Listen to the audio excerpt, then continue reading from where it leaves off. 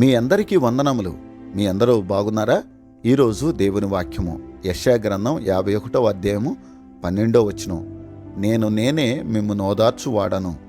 ఈ వచన భాగము దేవుడు నీతో నాతో లోకములో ఉన్నటువంటి ప్రతి ఒక్కరితో మాట్లాడుచున్నాడు. ముఖ్యంగా ఇక్కడ గమనించినట్లయితే దేవుని చేత ఎవరైతే విమోచింపబడతారో వారు ఈ లోకములో సంగీత నాదములతో నిత్య ఆనందముతో జీవించవలసినటువంటి వారమై ఉన్నాము.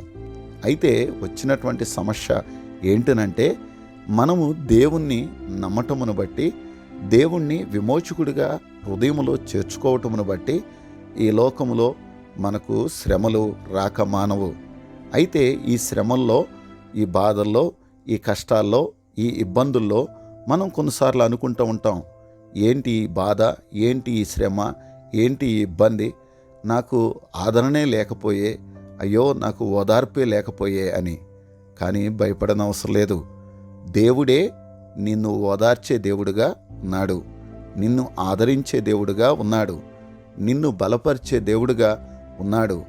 ఆ దేవుడెవరు?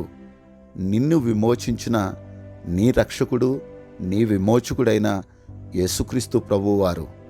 కనుక ప్రియ సహోదరుడా, సహోదరి, ఈరోజు నుండి నీవు కానీ నేను కానీ ప్రతి ఒక్కరూ మన కుటుంబాల్లో కానీ మనం ఆలోచించాల్సింది ఏంటంటే, ఈ లోకములో మనల్ని ఓదార్చేవారు ఎవరూ లేకపోయినా దేవుడు మాత్రం మనతో ఉన్నాడని, మనలో ఉన్నాడని, మనల్ని ఓదార్చువాడని ఈ సత్యాన్ని గ్రహించి ముందుకు సాగుదాము.